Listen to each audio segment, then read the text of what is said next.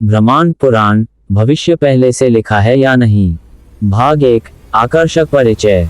क्या आपने कभी सोचा है कि जो आज आपके साथ हो रहा है वो हजारों साल पहले किसी ने लिख दिया हो। आपका जन्म किस परिवार में होगा, किससे मिलेंगे, कब सफल होंगे, कब असफल, क्या ये सब पहले से तय है या फिर आप अपनी किस्मत के खुद मालिक हैं। आज हम खोलने जा रहे हैं भारतीय ज्ञान के सबसे प्राचीन खजाने ब्रह्मांड पुराण के पन्ने और समझेंगे इस शाश्वत सवाल का जवाब। नमस्कार दोस्तों, आज का विषय सिर्फ धार्मिक नहीं बल्कि दार्शनिक और वैज्ञानिक भी है। ब्रह्मांड पुराण एक ऐसा प्राचीन ग्रंथ जो सिर्फ कहानियों का संग्रह नहीं बल्कि समय, ब्रह्मांड, कर्म और नियति के गहन रहस्यों को उजागर करता है। इस वीडियो में हम जानेंगे ब्रह्मांड पुराण क्या है और क्यों महत्वपूर्ण है, कर्म का सिद्धांत, संचित, प्रारब्ध और क्रियमान, क्या भविष्य वास्तव में पहले से लिखा है, युगों का चक्र और समय की प्रकृति, आधुनिक विज्ञान इस पर क्या कहता है और सबसे महत्वपूर्ण, इसका आपके जीवन में क्या उपयोग है। तो बने रहिए अंत तक क्योंकि यह वीडियो आपकी सोच बदल सकता है। भाग 2, ब्रह्मांड पुराण का परिचय। ब्रह्मांड पुराण क्या है दोस्तों, सबसे पहले समझते हैं कि ब्रह्मांड पुराण वास्तव में है क्या। यह 18 महापुराणों में से एक है। 18 महापुराण हैं ब्रह्मा, ब्रह्मांड, ब्रह्मवैवर्त, मार्कंडेय, भविष्य, वामन, विष्णु, भागवत, नारद, गरुड़, पद्म, वराह, शिव, लिंग, स्कंद, अग्नि, वायु और मत्स्य पुराण। ब्रह्मांड पुराण की विशेषताएं, इसका नाम ही इसकी व्यापकता बताता है। ब्रह्मांड का अर्थ है संपूर्ण ब्रह्मांड, पूरी सृष्टि। ये नाम इसलिए पड़ा क्योंकि यह पुराण ब्रह्मांड यानी ब्रह्मा के अंडे या कॉस्मिक एग की अवधारणा पर आधारित है। संरचना और विस्तार, परंपरागत रूप से कहा जाता है कि इसमें 12,000 श्लोक हैं, लेकिन वर्तमान में उपलब्ध वेंकटेश्वर प्रेस के संस्करण में 14,286 श्लोक हैं। ये 3 भाग में विभाजित है। पूर्व भाग प्रथम भाग, मध्य भाग द्वितीय भाग, उत्तर भाग तृतीय भाग। पूर्व भाग 2 पादों में विभाजित है। प्रक्रिया पाद, सृष्टि की रचना का वर्णन 38 अध्याय। अनुषंग पाद, कल्प और मनवंतर का विवरण। मध्य भाग में उपोद्घात पाद, जिसमें प्रसिद्ध ललिता सहस्रनाम है, 74 अध्याय। उत्तर भाग में उपसंहार पाद, भविष्य के मनुओं की कथा, 44 अध्याय। कुल मिलाकर 156 अध्याय हैं। रचना का समय, विद्वानों में मतभेद है, लेकिन अधिकांश विद्वान मानते हैं कि इसकी रचना 4th से 6th शताब्दी CE के बीच हुई। इसका वर्तमान स्वरूप लगभग 1000 CE तक स्थिर हुआ। विशेष महत्व, अध्यात्म रामायण। इस पुराण में 65 अध्यायों और 4500 श्लोकों में अध्यात्म रामायण है, जो राम भक्ति को अद्वैत वेदांत से जोड़ता है। ललिता सहस्रनाम, देवी ललिता के 1000 नामों का ये स्तोत्र इसी पुराण में मिलता है। भूगोल और खगोल, इसमें पृथ्वी की संरचना, द्वीपों, पर्वतों और नक्षत्रों का विस्तृत वर्णन है। वंशावली, विभिन्न राजवंशों का इतिहास। धर्म और दर्शन, कर्म, धर्म, योग की गहन चर्चा। क्यों महत्वपूर्ण है ये पुराण। ब्रह्मांड पुराण सिर्फ पौराणिक कथाओं का संकलन नहीं है, यह एक विश्वकोश है जो ब्रह्मांड विज्ञान, कॉस्मोलॉजी, संस्कार, राइट्स ऑफ पैसेज, नैतिकता और कर्तव्य, योग और अध्यात्म, भूगोल और यात्रा मार्गदर्शिकाएं, सब कुछ समेटे हुए है। भाग 3, कर्म का सिद्धांत, भविष्य की कुंजी। अब आते हैं मुख्य सवाल पर, क्या भविष्य पहले से लिखा है। इसे समझने के लिए हमें कर्म सिद्धांत को गहराई से समझना होगा। कर्म क्या है। संस्कृत में कर्म का अर्थ है क्रिया या कार्य, लेकिन दार्शनिक अर्थ में कर्म का मतलब है हर वह क्रिया जिसका फल होता है। भगवद गीता कहती है, न ही कश्चित् क्षणमपि जातु तिष्ठत्य कर्मकृत, अर्थात कोई भी प्राणी एक क्षण के लिए भी बिना कर्म किए नहीं रह सकता। कर्म के 3 प्रकार। हिंदू दर्शन में कर्म को 3 भागों में बांटा गया है। 1, संचित कर्म, संचिता कर्मा। संचित का अर्थ है इकट्ठा किया हुआ, संचय किया हुआ। ये वे सभी कर्म हैं जो हमने अनगिनत जन्मों में किए हैं और जिनका फल अभी बाकी है। यह एक विशाल भंडार की तरह है, जैसे एक गोदाम में अनाज भरा हो। उदाहरण, मान लीजिए आपने एक जन्म में किसी गरीब की मदद की, दूसरे जन्म में किसी को धोखा दिया, तीसरे जन्म में मंदिर बनवाया, चौथे जन्म में किसी को मारा। ये सभी कर्म आपके संचित कर्म खाते में जमा हैं। भगवद गीता 4.5 में श्री कृष्ण कहते हैं, बहुनी में व्यतीतानि जन्मानि तब चार्जुन, अर्थात हे अर्जुन, मेरे और तुम्हारे अनेक जन्म बीत चुके हैं। महत्वपूर्ण, संचित कर्म को ज्ञान, साधना और भक्ति से जलाया जा सकता है। 2. प्रारब्ध कर्म, प्रारब्ध कर्मा। प्रारब्ध का अर्थ है प्रारंभ किया गया या जो पक गया है। संचित कर्म के विशाल भंडार में से कुछ कर्म इस जन्म में फल देने के लिए चुने जाते हैं, यही प्रारब्ध है। यही आपका भाग्य है, यही आपकी नियति है। जैसे गोदाम से थोड़ा अनाज निकालकर पीसने के लिए दिया जाता है, वैसे ही संचित से प्रारब्ध निकलता है। प्रारब्ध में क्या क्या आता है? किस परिवार में जन्म होगा, शारीरिक बनावट, मूल प्रकृति स्वभाव, जीवन की कुछ बड़ी घटनाएं, कुछ निश्चित मिलने वाले लोग। महत्वपूर्ण सत्य, प्रारब्ध को बदलना बहुत कठिन है, इसे भोगना ही पड़ता है। भगवान राम को भी वनवास भोगना पड़ा, भगवान कृष्ण को भी पांडवों के साथ कुरुक्षेत्र जाना पड़ा, लेकिन प्रारब्ध के प्रति हमारी प्रतिक्रिया हमारे हाथ में है। 3. क्रियमाण कर्म, क्रियामना कर्मा। क्रियमाण का अर्थ है वर्तमान में किए जा रहे कर्म। ये सबसे महत्वपूर्ण है, क्योंकि ये आपके भविष्य का निर्माण करते हैं। ये संचित कर्म में जुड़ते जाते हैं, ये प्रारब्ध के प्रभाव को कम कर सकते हैं। भगवद गीता 2.47 में प्रसिद्ध श्लोक है, कर्मण्येवाधिकारस्ते मा फलेषु कदाचन, अर्थात कर्म करने में ही तेरा अधिकार है, फल में कभी नहीं। उदाहरण, मान लीजिए आपका प्रारब्ध है कि आप गरीब परिवार में जन्मे। अब 2 विकल्प, भाग्य को दोष देकर बैठ जाएं, बुरा क्रियमान, कड़ी मेहनत करें, सीखें, बढ़ें, अच्छा क्रियमान। पहला विकल्प आपको गरीबी में बांधे रखेगा, दूसरा विकल्प आपके भविष्य और अगले जन्म को बदल देगा। नियति बनाम स्वतंत्र इच्छा, महान संतुलन। तो जवाब क्या है, भविष्य पहले से लिखा है या नहीं? हिंदू दर्शन का उत्तर, दोनों। हाँ, क्योंकि प्रारब्ध पहले से तय है। नहीं, क्योंकि क्रियमान से भविष्य बदल सकता है। एक सुंदर उपमा, आप एक नदी में नाव चला रहे हैं, नदी का प्रवाह इक्वल्स प्रारब्ध, आप इसे नहीं बदल सकते।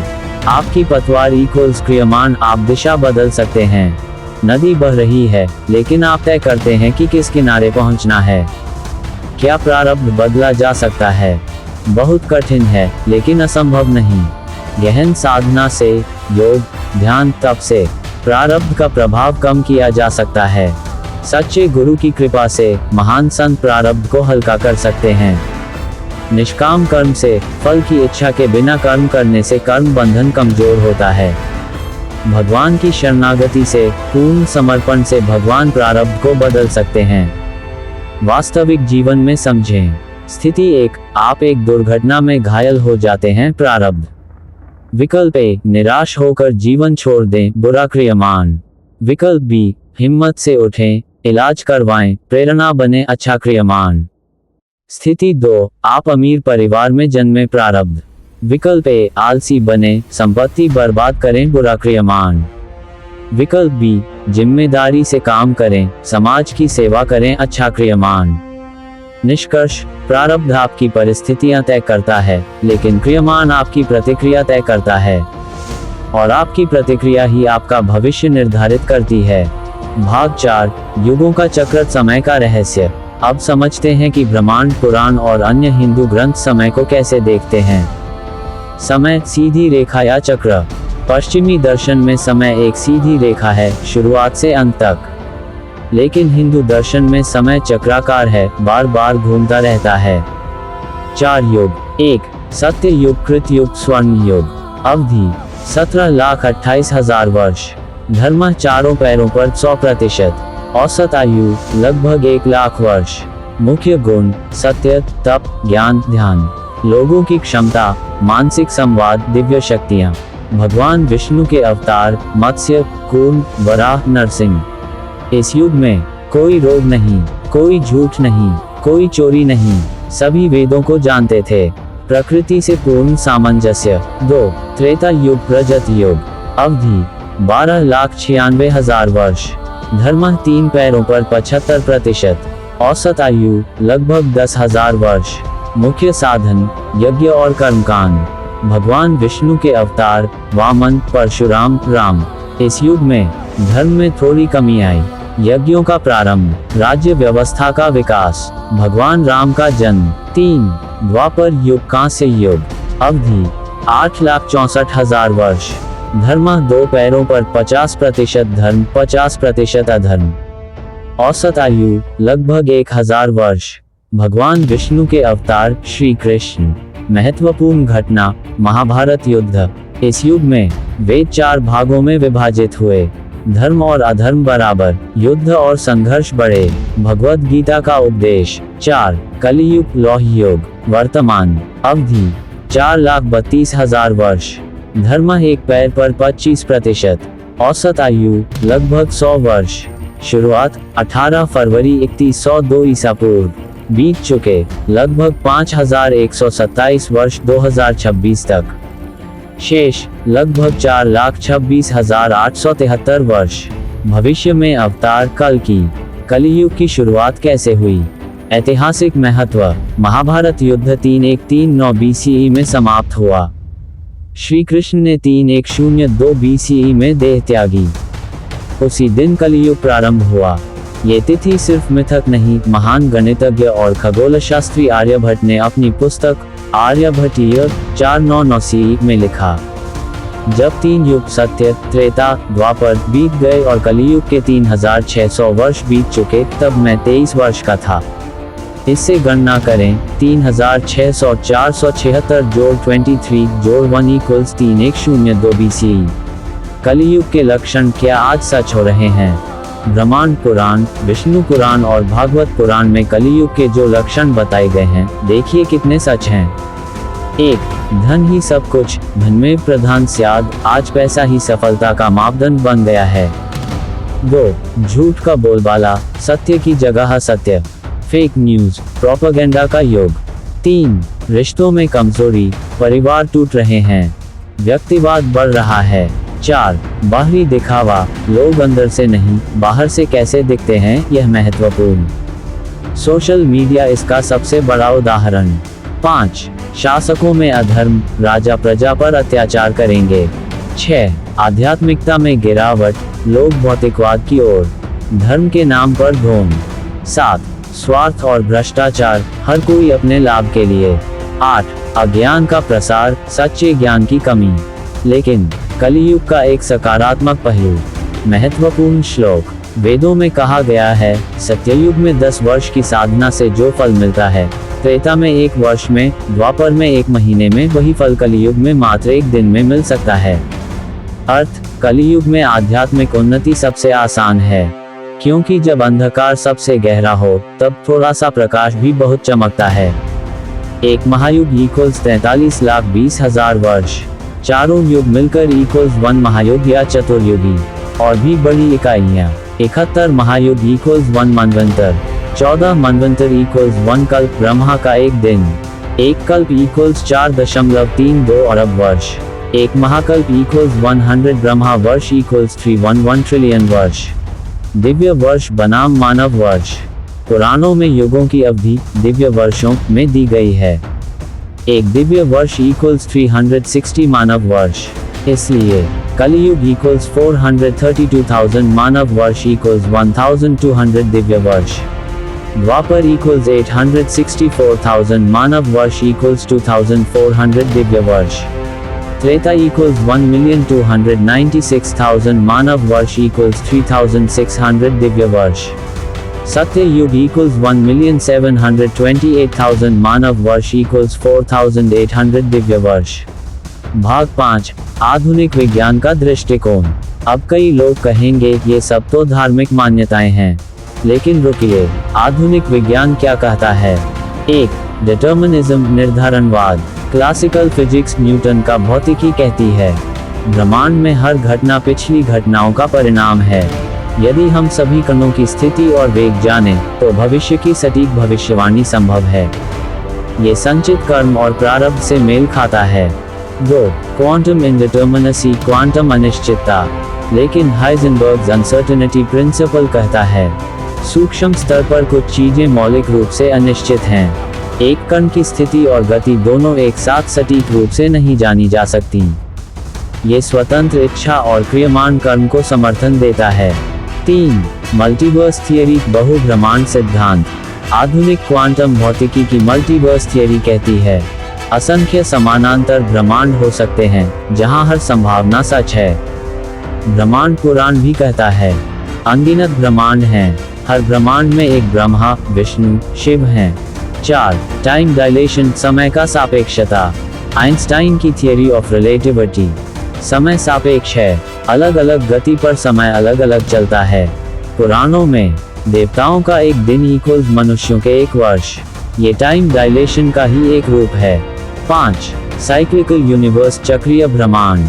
कुछ वैज्ञानिक सिद्धांत जैसे कन्फॉर्मल साइक्लिक कॉस्मोलॉजी सुझाते हैं ब्रह्मांड चक्रीय हो सकता है। बिग बैंग विस्तार, संकुचन, बिग क्रंच, फिर बिग बैंग। ये युगों के चक्र से मेल खाता है। 6. केओस थियरी और बटरफ्लाई इफेक्ट। छोटे बदलाव बड़े परिणाम ला सकते हैं। ये क्रियमान कर्म की शक्ति को दर्शाता है।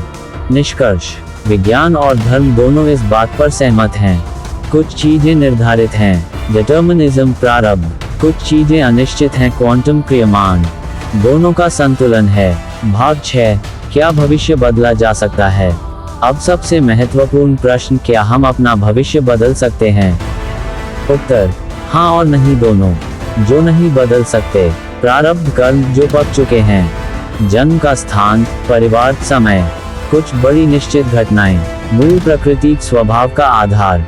जो बदल सकते हैं, घटनाओं पर हमारी प्रतिक्रिया, रिस्पॉन्स, वर्तमान कर्म क्रियमान, भविष्य के जन्म, प्रारब्ध के प्रभाव को कम करना, जीवन की दिशा, कैसे बदलें भविष्य। 1. सत्कर्म करें, अच्छे कर्म करते रहें, ये आपके भविष्य और अगले जन्म को बेहतर बनाएंगे।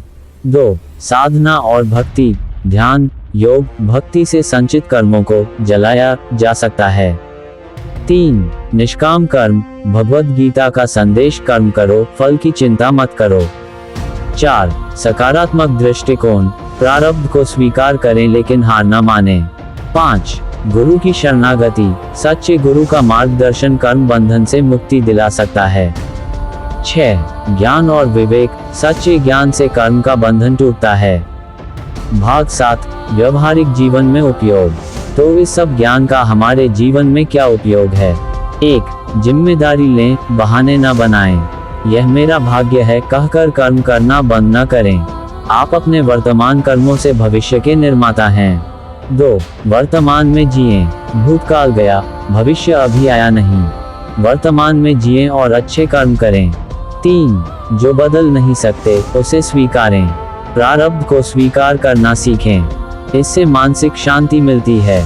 4. आशावादी बने, याद रखें कलियुग के बाद फिर सत्ययुग आएगा, अंधकार के बाद हमेशा प्रकाश आता है। 5. धैर्य रखें, समय चक्राकार है, कठिन समय गुजर जाएगा। 6. कर्म पर ध्यान, फल पर नहीं, ये जीवन जीने का सबसे अच्छा तरीका है। कंक्लूजन, अंतिम निष्कर्ष। तो दोस्तों, हमारे मुख्य सवाल का जवाब क्या है? क्या भविष्य पहले से लिखा है? ब्रह्मांड पुराण और हिंदू दर्शन का अंतिम उत्तर, हाँ और नहीं दोनों। हाँ, क्योंकि प्रारब्ध कर्म पहले से तय हैं, कुछ जीवन घटनाएं पूर्व निर्धारित हैं, समय चक्रीय है और युगों का क्रम निश्चित है, संचित कर्म का फल मिलना तय है। नहीं, क्योंकि वर्तमान कर्म क्रियमान भविष्य बदल सकते हैं।